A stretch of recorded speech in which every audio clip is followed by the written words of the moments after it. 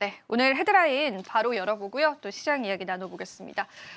오늘의 첫 번째 헤드라인은 역시나 공매도 D-Day에 관한 이야기입니다. 지금 현재 이 공매도 영향을 시장에 받아가는 것 같은데요. 우리가 어떻게 대응 관점에서 볼 수 있을까요?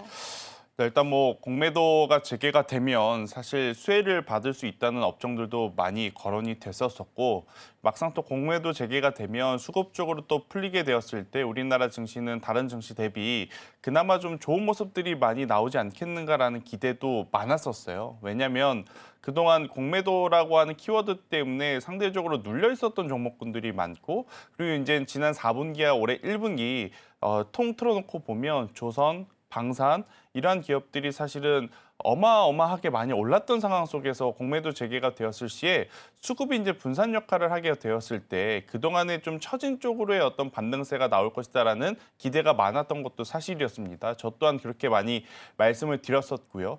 그런데 이제 지난주 금요일 날 우리가 생각한 것보다는 조금은 더 강한 트럼프의 관세 이야기에 이 공매도 수급이라고 하는 수급 논리조차도 어떻게 보면 정상적으로 작동되지 않고 투매적인 흐름들을 더 크게 부추기는 역할을 지금 하고 있는 것 같습니다. 2차 전지는 대차장고가 많았기 때문에 하락한다라고 하지만 2차 전지 혹은 배터리만 빠지는 것이 아니라 지금 다수의 업종들이 다 뭐 2%대, 3%대 많게는 뭐 두 자릿수 이상 빠지는 종목군들이 많거든요. 대표적으로 또 한미반도체 같은 경우 한때는 어떻게 보면 우리나라 시장의 주도주 역할 그리고 가장 좋은 성장성을 보였던 기업임에도 불구하고 오늘 지수와 같이 이렇게 빠지는 걸 보면 사실 오늘 같은 날 객관적으로 공매도 때문에 어떤 영향을 주고 있다, 어떤 영향을 받았다라고 설명드리기는 조금은 어려운 것 같습니다. 하지만 분명한 건 한 가지는 지금 공매도 재개에 따른 어떤 수급 플레이가 우리나라 시장의 긍정적인 요인보다는 부정적인 요인으로 작용하고 있는 게 아닌가라는 추측을 한번 해볼 수 있지 않나라는 의견 드리겠습니다. 네, 사실 저희가 대차잔고 관련해서 이제 종목군들 브리핑도 해드렸었는데 그에 해당하는 종목군들이 막상 이제 공매도 재개되니까 하락세를 나타내더라고요. 사실 대차잔고가 쌓였다라고 해서 무조건 이제 공매도 세력이 들어온다 이런 건 아닌데 아무래도 그 확률적으로는 굉장히 높다라는 게 오늘 시장에서는 좀 펼쳐지는 것 같고 앞서 말씀드린 것처럼 뭐 관세와 같은 추가 리스크들도 시장에 분명히 있다라고 보여집니다. 자, 그럼 저희가 몇 가지 기업을 조금 언급을 해보고 네. 싶어요. 오늘 또 LG 에너지 솔루션, 삼성 SDI, 특히나 LG 에너지 솔루션은 7%의 낙폭을 그려오고 있습니다. 네.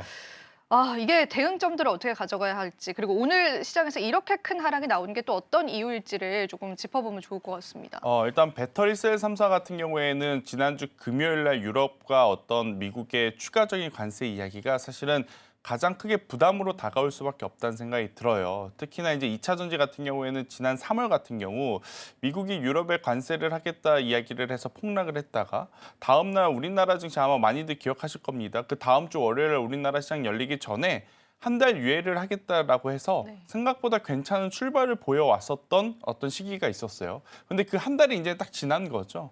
그런데 더 이상 물밑 작업을 한 것 아니야라는 기대감이 있었지만 여전히 미국과 유럽은 지금 불편한 이야기를 하고 있다 보니 당시에 좀 많이 빠질 뻔했던 2차 전지가 그때 빠지지 못했던 부분이 지금 저는 하락하고 있다. 이렇게 좀 정리해 드릴 수는 있을 것 같고요. 그래도 이제 희망 회로, 긍정 회로를 좀 돌려보자면 배터리 셀 3사가 손 놓고 있는 것은 아니죠. 지금 SK온 같은 경우에는 이제 미국에서 신규 수주에 대한 이야기를 하고 있고 또 삼성 SDI 같은 경우에는 또 ESS 에너지 저장 장치에 대해서 미국 기업과 굉장히 또 큰 규모의 수주 이야기가 나오고 있고 LG 에너지 솔루션이라든지 LG 화학 같은 경우에는 다가오는 1분기에 그래도 배터리 셀 3사 중에서는 가장 나은 또 실적을 보일 것이다라는 또 전망치가 많은 상황이라서요. 저는 이쪽에 대해서는 참 고민이 되지만 LG 에너지 솔루션과 LG 화학만큼은 이제는 담아야 되지 않을까? 조금은 더 역발상 쪽으로 접근을 해도 맞는 것이 아닐까라는 생각이 듭니다. 아니 그런데 왜 SK온과 삼성 SDI는 그런 역발상적인 전략은 안 하고 왜 LG엔솔과 LG화학만 그렇게 생각을 하느냐? 우선 가장 중요한 건 주식의 기본은 실적이 잘 나오는 기업과 잘 나오지 못하는 기업의 연속성이 다르다라는 거죠. 결국 이제 우리가 눈으로 확인을 해야 되겠지만 확률적으로 LG엔솔과 LG화학이 남은 두 기업보다는 실적이 더 좋을 것이다라고 많이들 예측을 하고 있잖아요. 이것들이 정말로 우리 눈에 보였을 때 굉장히 또 강한 수급이 한두 종목으로 쏠릴 가능성이 높아서 저는 LG엔솔과 LG화학은 괜찮지만 그 외의 종목군들은 이제는 며칠 더 지켜봐야 됩니다. 공매도 재개가 오늘부터 이제 시작이 되었기 때문에 정말로 오늘 이렇게 빠지고 나면 그러면 대차 잔고가 줄어야 되는 게 맞거든요. 네. 이 정도로 많이 이제 환매를 했다면.